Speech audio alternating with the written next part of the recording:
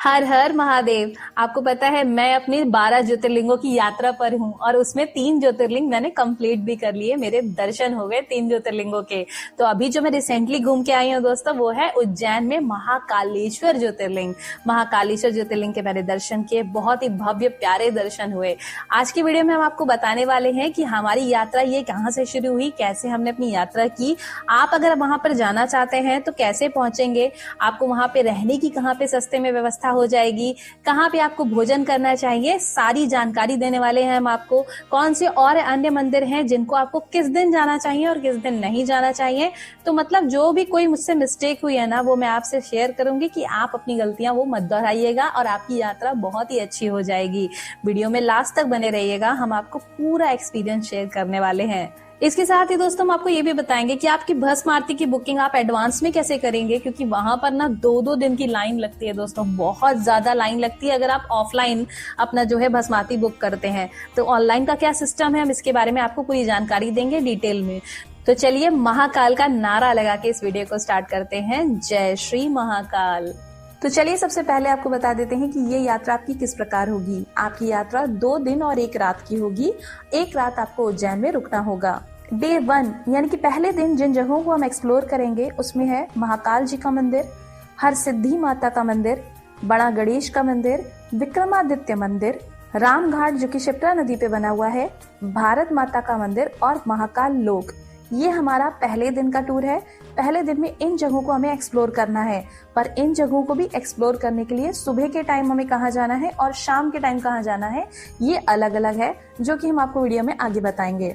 दूसरे दिन का जो हमारा टूर होगा उसमें हम जाएंगे संदीपनी आश्रम, मंगलनाथ मंदिर, सिद्धवट मंदिर, काल भैरव जी का मंदिर, भरथरी गुफा।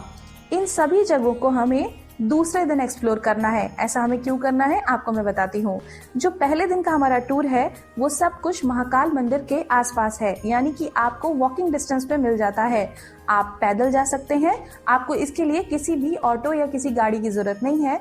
तो आसपास ही जगहों को आपको एक्सप्लोर करना है पहले दिन। दूसरे दिन के जितने भी दर्शनीय स्थल है उनको जाने के लिए आपको ऑटो बुक करना पड़ेगा। वो दूर है तो उसके लिए आपको किसी साधन की आवश्यकता होती है, इसके लिए हम आगे बात करेंगे।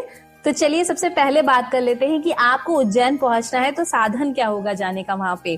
तो अगर आप वहां पहुंचना चाहते हैं रेलवे के माध्यम से, तो आपको जो सबसे नियरेस्ट रेलवे स्टेशन मिल जाता है वो उनका खुद का, यानी कि उज्जैन जंक्शन मिल जाता है। उज्जैन जंक्शन पर आप उतर के सिर्फ 2 किलोमीटर के अंदर आपको मंदिर मिल जाता है। 2 किलोमीटर की दूरी को आप उतर के ऑटो से 20 या 30 रुपए का एक व्यक्ति का किराया लगेगा और आप आराम से महाकालेश्वर जी के दर्शन करने पहुंच जाएंगे।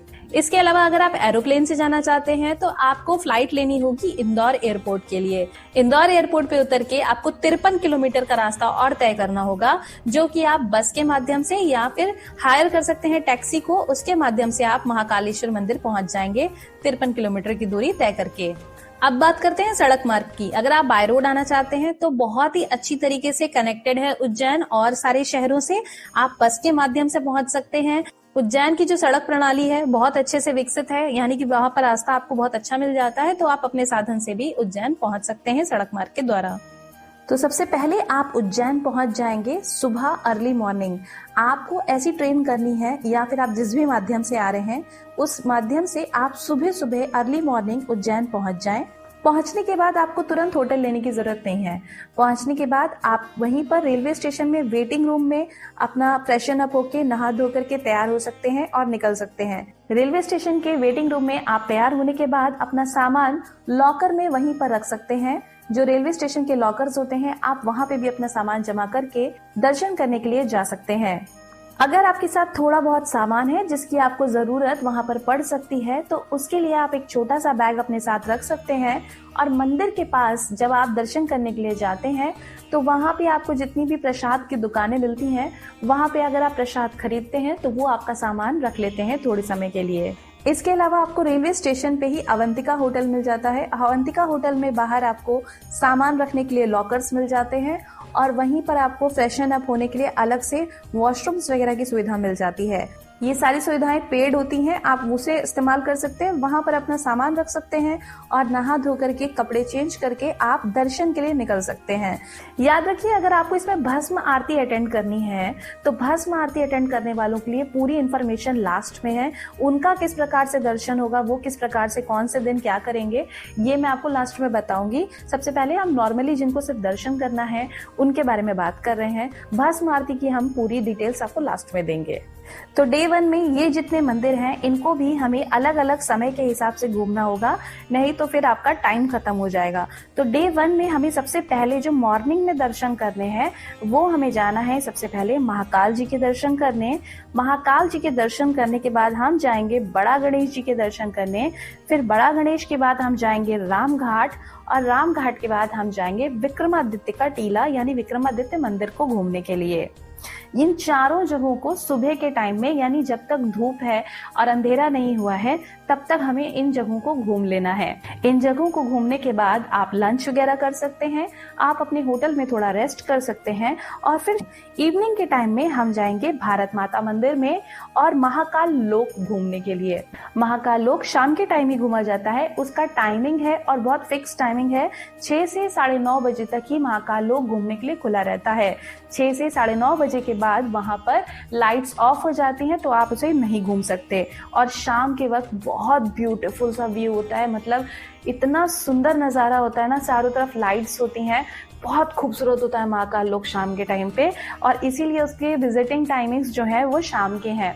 तो आपको ये ध्यान रखना है कि शाम के समय में आपको भारत माता मंदिर, महाकाल लोक और फिर हरसिद्धि माता का मंदिर भी आपको शाम के टाइम जाना है।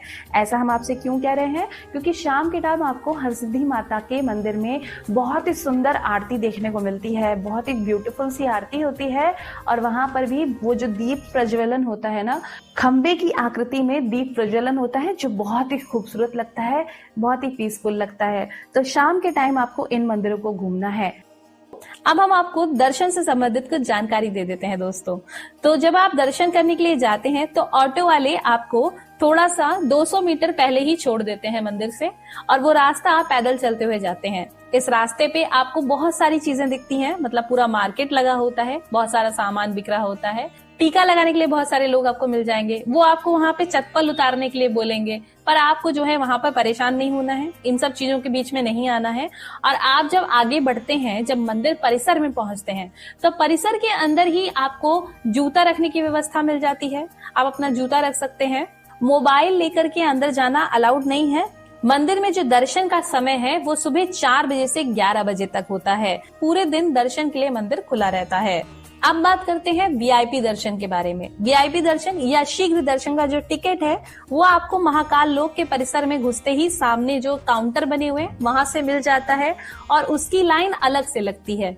इसके अलावा जनरल लाइन जो हम आपको दिखा रहे हैं अभी स्क्रीन पे, इसके माध्यम से अगर आप जाते हैं तो आप जनरल लाइन में लगते हैं, बिना किसी पैसे के आप वहां पर दर्शन करने चले जाते हैं। वीआईपी दर्शन के लिए 250 रुपए प्रति व्यक्ति का हिसाब से आपको टिकट पड़ता है। 250 रुपए प्रति व्यक्ति आपको देना होता है और आपको वीआईपी दर्शन की टिकट पीछे जो बड़ा गणेश का मंदिर है वहां पर भी गेट नंबर 4 से भी आपको मिल जाता है। महाकालेश्वर मंदिर में जो भीड़ को है ना नियंत्रित करने के लिए बहुत अच्छी व्यवस्था है। वो अलग अलग एक पंक्तियां टाइप की बनी हुई हैं, उसमें आप लाइनों में लग करके जाते हैं। बस एक बात है कि जब वीआईपी दर्शन आप करते हैं तो थोड़ा पास से आपको महाकाल जी के दर्शन होते हैं और वही अगर आप नॉर्मल दर्शन की लाइन में लगे हैं तो आपको थोड़ा दूर से दर्शन होते हैं। तो मंदिर तो सामने आपको गर्भगृह दिखाई दे रहा होता है, आपको शिवलिंग के दर्शन भी हो रहे होते हैं, पर थोड़ा दूरी ज्यादा होती है अगर आप नॉर्मल लाइन में है तो। हमारे महाकाल जी के दर्शन बहुत आसानी से हो गए थे, हमने भी नॉर्मल लाइन में लग करके दर्शन किया था। महाकाल जी के दर्शन करके जब आप बाहर निकलते हैं तो आपको परिसर के अंदर ही बहुत से छोटे बड़े मंदिर देखने को मिलते हैं। वहाँ पे ओंकारेश्वर जी का मंदिर, श्री नवग्रह मंदिर, संकट मोचन मंदिर, विठ्ठल पडरीनाथ मंदिर, स्वप्नेश्वर महादेव मंदिर, प्राचीन श्री एकादश रुद्र महादेव का मंदिर, गणेश जी का मंदिर और अंत में जब आप बाहर आ रहे होते हैं तो आपको मृत्युंजय महादेव मंदिर के दर्शन होते हैं। अब महाकाल जी के मंदिर से जब आप बाहर निकलते हैं तो आप जाते हैं बड़ा गणेश के मंदिर में दर्शन करने के लिए। बड़ा गणेश मंदिर भी बहुत ब्यूटीफुल सा मंदिर है दोस्तों। बड़ा गणेश मंदिर में आपको गणेश जी की बहुत बड़ी सी प्रतिमा देखने को मिलती है, साथ में उनकी रिद्धि और सिद्धि जी भी दिखाई देती हैं। और उस मंदिर के अंदर और भी बहुत सारे भगवान की मूर्तियां हैं। एक मूर्ति वहाँ पे बहुत विशेष थी, वहाँ पे यशोदा मैया की मूर्ति थी, जहाँ पे वो कन्हैया जी को अपनी गोद में लिए हुई हैं आंचल में। बहुत ही सुंदर सी एक मूर्ति वहाँ पे देखने को मिलती है। इसके बाद आप आगे बढ़ जाते हैं। बड़ा गणेश मंदिर से निकलकर राइट साइड में जब आप आगे बढ़ते हैं तो आपको विक्रमादित्य का बहुत सुंदर सा मंदिर दिखाई देता है दोस्तों। मंदिर के एंट्रेंस पे लेफ्ट साइड में आपको महाकाल भैरव के दर्शन होते हैं, राइट साइड पे आपको आज्ञाकारी हनुमान जी के दर्शन होते हैं।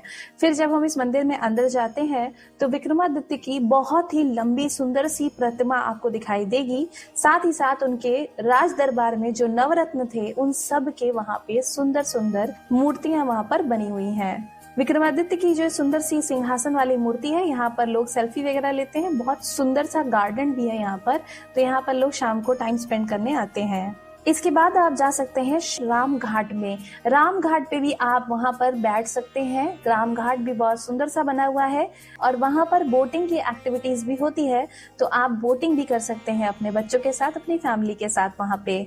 अब आप लंच कर सकते हैं। लंच करने के लिए आपको उज्जैन में बहुत अच्छे अच्छे ऑप्शन मिल जाते हैं। पहले तो जो रास्ता है महाकालेश्वर जाने का, उस रास्ते के बीच में आपको ढेरों रेस्टोरेंट्स मिलेंगे, जहाँ पे आपको अनलिमिटेड वेज थाली मिलेगी खाने के लिए, जो कि 120 से 150 रुपए की मिलती है। लेकिन अगर आप अवंतिका होटल में वेज थाली लेते हैं तो सिर्फ 80 रुपए की मिलती है और बहुत ही ज्यादा अच्छी क्वालिटी और टेस्ट में आता है वो।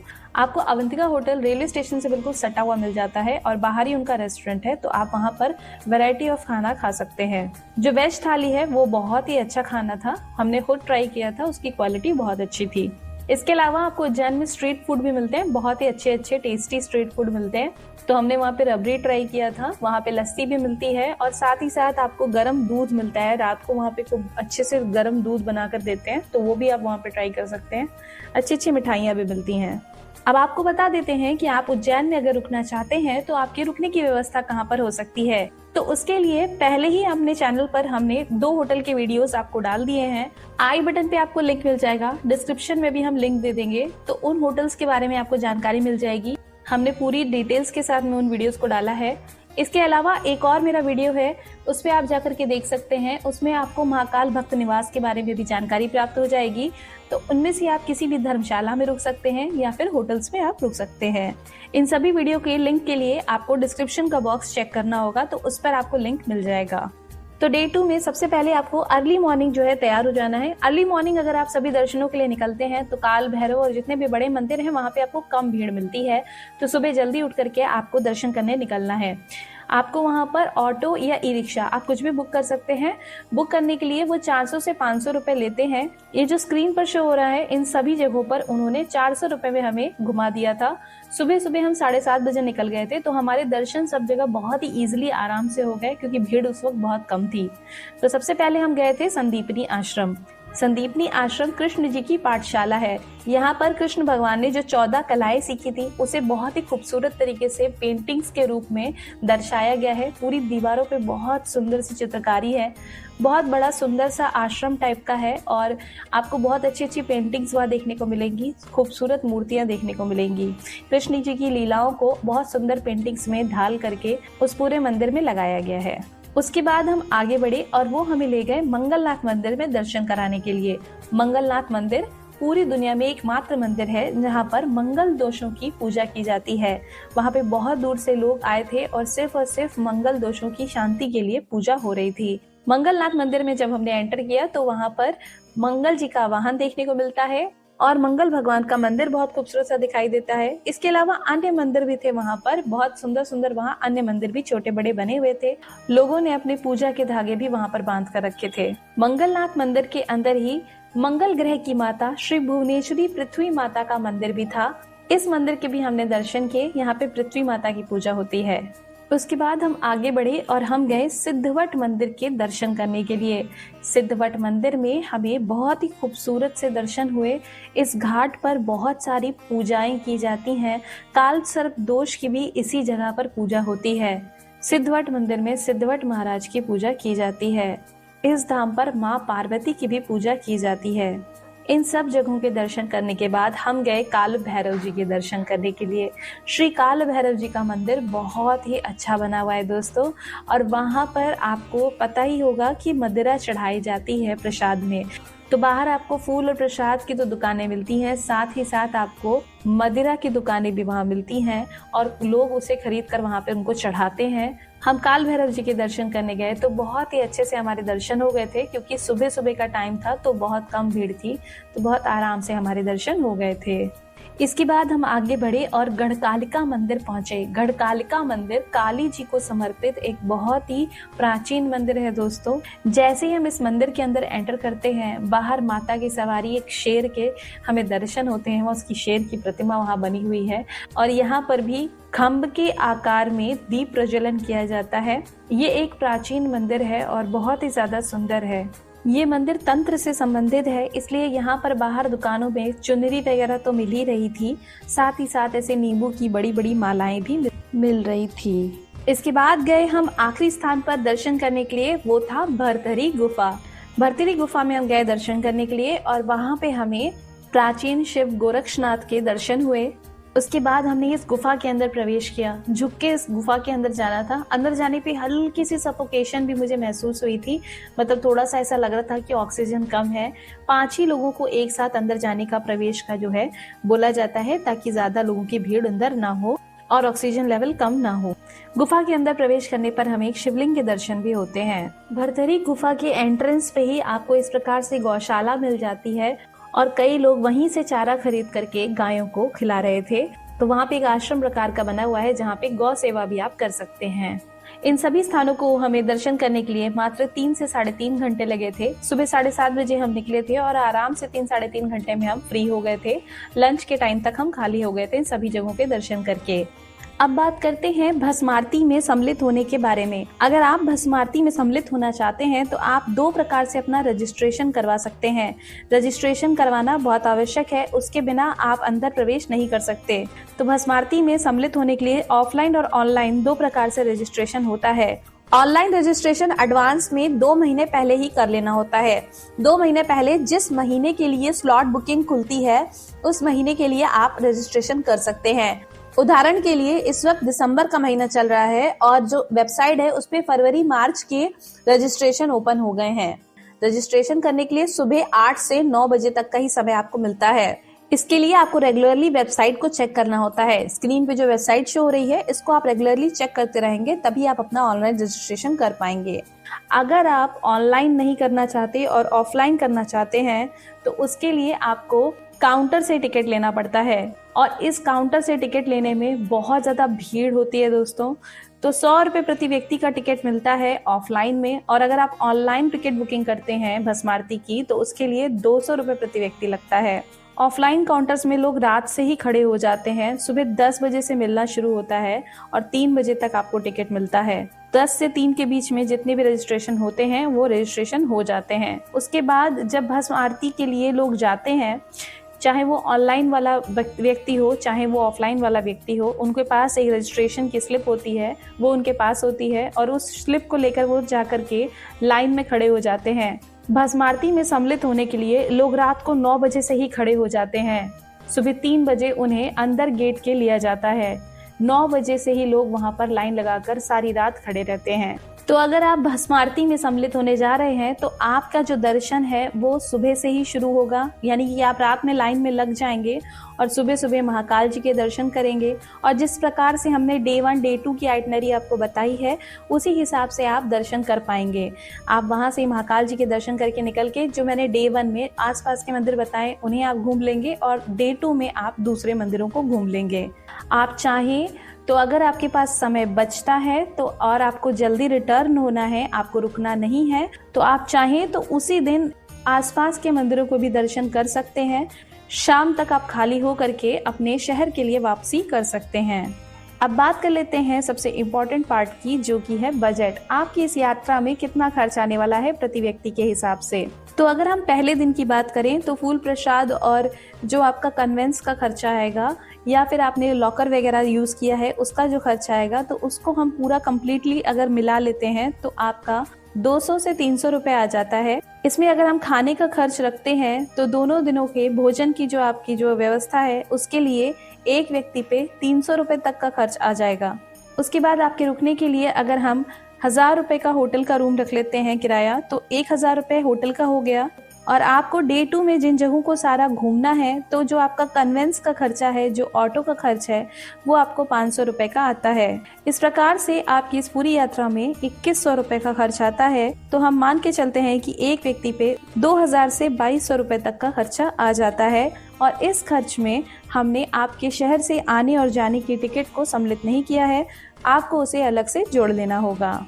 तो ये था हमारा पूरा एक्सपीरियंस जो हमने आपसे शेयर किया दोस्तों। आपको मैंने एक बजट टूर प्लान बताया, साथ में मैंने ये बताया कि आप किस प्रकार से अपना टाइम भी सेव कर सकते हैं और अच्छे से अपने दर्शन भी कर सकते हैं और कोई भी जगह आपकी मिस नहीं होगी।